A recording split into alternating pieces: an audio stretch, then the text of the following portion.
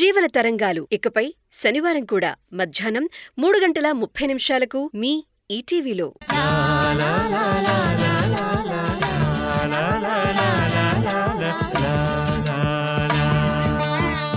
చూసావా, బయట నుంచి వచ్చిన మనిషికి ఈ ఇంటి మనుషులు ఎలా బ్రహ్మరథం పడుతున్నారో.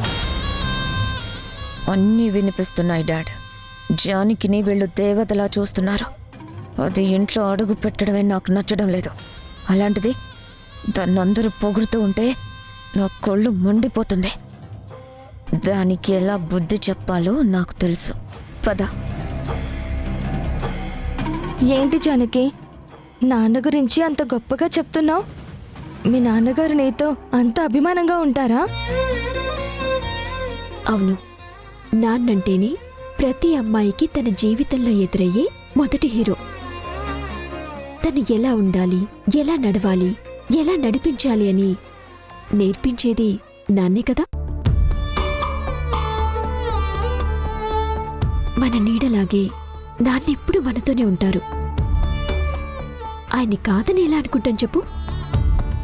సరేనమ్మా, నువ్వు వెళ్తానంటున్నావు కదా, ఒక్క నిమిషం ఉండు. అమ్మా భూమి, నువ్వురా. అమ్మమ్మ, నువ్వు వెళ్ళు, నేను జానకి మాట్లాడుకుంటాం. మీరు మాట్లాడుకోండి, మనం వెళ్దాం. మాట్లాడుకుందరు గాని నువ్వు ఒక నిమిషం బయటికెళ్ళమ్మా.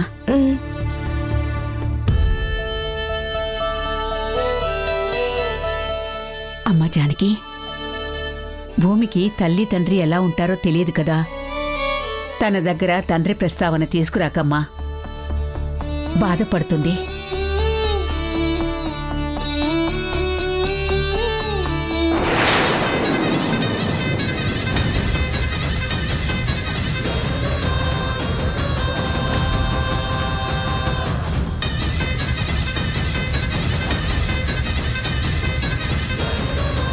ఏ చాలు చాలు చాలు చాలమ్మా, మరీ ఎక్కువైతే ఇక్కడ ఇన్నావాళ్ళు ఎందుకున్నాయని అనుమానం వస్తుంది.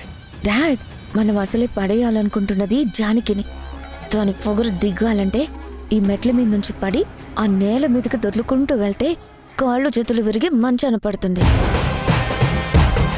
మరొకసారి మనలాంటి వాళ్ళతో మాట్లాడాలంటే భయపడి చేస్తుంది. అందుకే కొంచెం ఎక్కువ వేయనివ్వండి. ఇలా వేస్తూ ఇక్కడే ఉంటే జానకి అనుమానం వస్తుంది. మనం పక్కెళ్దాం పదా. వేసింది చాలు పదా.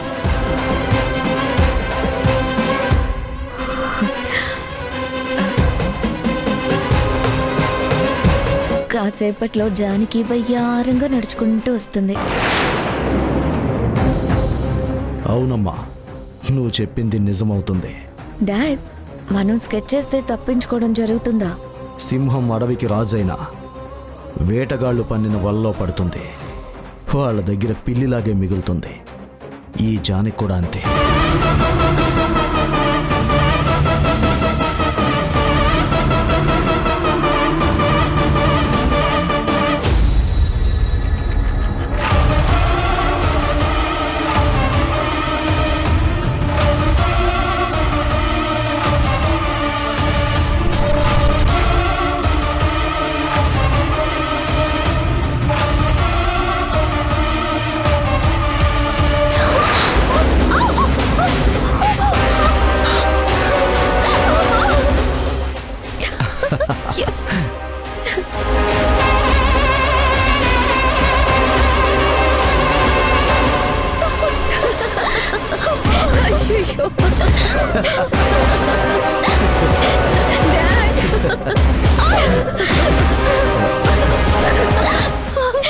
అయ్యో, మీ ఇంటికి ఇంటి ముందు మాత్రమే మెట్లుంటాయి.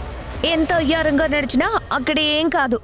కానీ మా ఇంట్లో మెట్లు ఇలా అందంగా ఉంటాయి. ఒళ్ళు దగ్గర పెట్టుకుని దిగకపోతే ఇదిగో ఇలాగే ఉంటుంది.